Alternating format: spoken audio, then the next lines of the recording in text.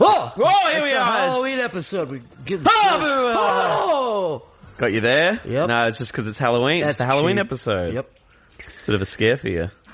Now, this was shot in Australia, about 2 blocks from where I was living at the time in South Melbourne. And it took about 1 million alleyways searching for the right alleyway. We said it has to look like a Twilight Zone, kind of night gallery, like weird. The '90s had a lot of those shows, like guys walking through dark alleys. Yep. Our good friend Todd Omanolovich. I'll say that again. Yep. Todd Omanolovich found this beautiful alley, and it looks exactly like New York, I think. And so this man, we originally were thinking about it was Norm Macdonald. We didn't realize he was sick at the time. So. I think he was dead for about 6 months before we. Yeah. We went to his agent. They're like, "Sorry, you can't." And he's then dead. And we said, "Why not? Why can't we get Norm?" And he said, "He's 6 foot under the ground." What? I'm not doing it. Why don't you just put on some face paint and be a zombie or something? Dude, face paint gets people in way more trouble than anything else. I mean, I have no idea what's going to be offensive in 10 years. Oh, come on, Charlie. Where's your Halloween spirit? When you put on a costume, you can be anything. Pim, that's insane. Could regular Pim be... Here we are. We're back. We see Charlie's girlfriend and Glep's wife there. Yep. Named Marge Simpson. Marge Simpson. Not from The Simpsons. Now, legally, if you go on like a website where you could do like a people search and you type in Marge Simpson, there's like 100 results. So legally, technically, we could do that because there's real people named Marge Simpson that are not based off the Blue It's Head just one. a coincidence. It's a coincidence. Also, Marge is a common name, and so is Simpson. So nothing wrong with that. Do you think the boss shaved his head for this bit, or do you think I feel like that's a bald cap, and he's very like hyper aware? Yeah, he's done a very good job at blending it onto his skin. He's just good at that, I think. You're absolutely right. Yeah. I don't know about the hair. No, I was just gonna say, is that like a piece of makeup? I think he stole that from Pim or something, or the hair of Charlie. He had that in his dresser. Pulled it off his, He had that in his fridge for a while, he pulled it out. Now, we never see this forest again, which begs the question, is this real? Is this real? Is this a mystical forest that just appears? We kind of implied that when the Frowning Friends come across the street later on, that they knocked those trees down and put a big building there. But maybe, God knows what's there now. Who knows in this day and age, really? Now, how'd he get there? That's just defying physics. That's cartoon logic. That doesn't make sense. Did we record footage? I think I recorded myself walking away for that reference. Yeah.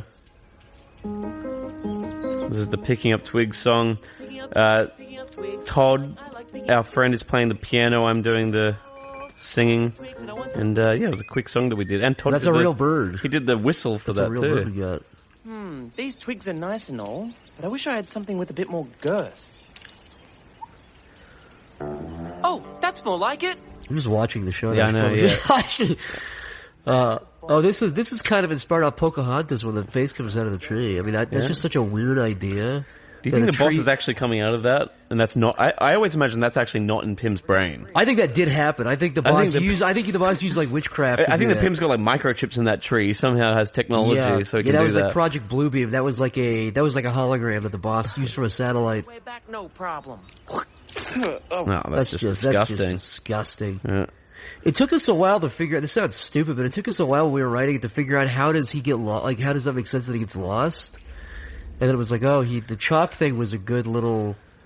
Well, it felt good to figure that out. Actually this was one of the hardest episodes to write. Like, we wrote this for a long time. I think this was one of the ones we started with. Actually, this was one of the first ones we wrote. Yeah. Because we knew it was a horror, but we knew it was gonna not be like the pilot. We were like, okay, let's start with the weirdest one first. And and we remember we had that whole that whole session when we were talking and we were just figuring out just the layout of the forest and where he goes. Like a lot of logistical stuff. I mean, again, it sounds so stupid because it's such a simple thing, but just figuring out, making sure that it all hooked up and it wasn't like confusing. But yeah, we tracked. There's a whole map we did of like from when he falls in to all the location stuff. Like we tracked his journey all the way through, which will be on the Blu-ray special features. No, probably won't. It won't. You'll never fucking see it. I think we deleted that file actually. No. I deleted that and then I cleared my recycling bin. Yeah.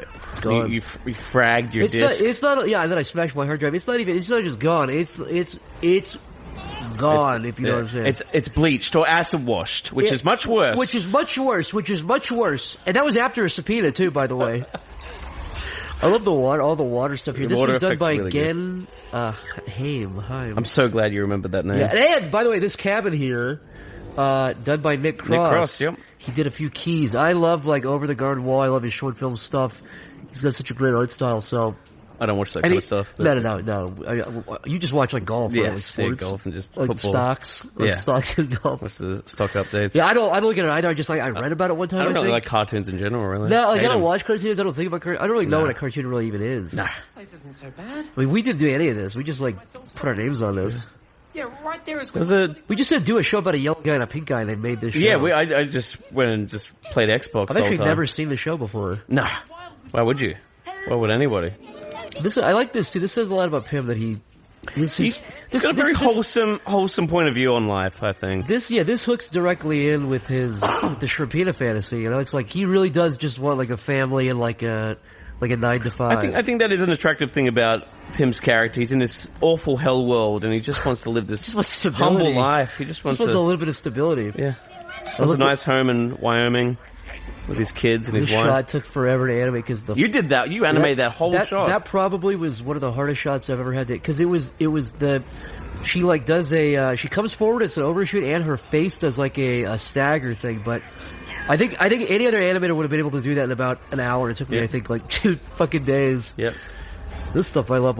This took a little bit. I love I didn't even figure out, but just like kind of tweak everything. I think these were some of the first shots we got back. Looks like the Smiling Friends movie. Yeah, I love all this stuff. And this was done on a fucking... I can't believe this was on Adobe Animate. I know. This is also all Flash people. Yeah. Seth MacFarlane badmouth. You can't say that. Howard Stern. You're right. Sorry. No, we don't start. Back to the fun stuff. Beep it. Yep. It's a lovely shot. Yeah, this was a little bit of figuring out there. Yeah. Now, why is the moon there and not in the center of the...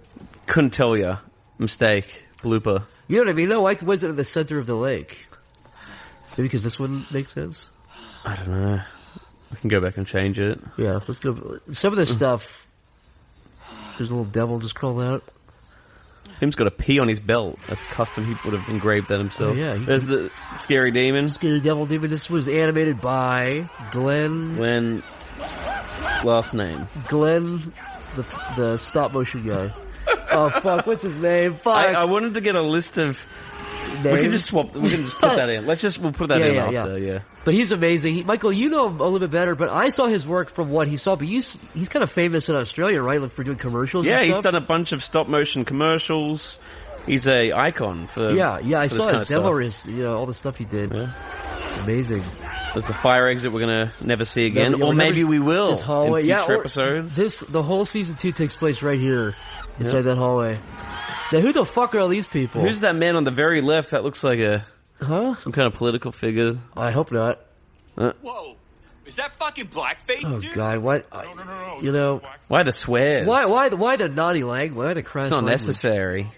But I just wonder, are these the boss's friends, or are these like... I feel like these are probably like Alan and Glep's friends combined and the boss. Yeah, this is like some people's college friends, some people's like... Yeah, who are these people? Like, no one would be friends with these kind of people at Smiling Friends, would they? See him. They might have just crashed this party. They could. This could have just been like an open door thing. Right there.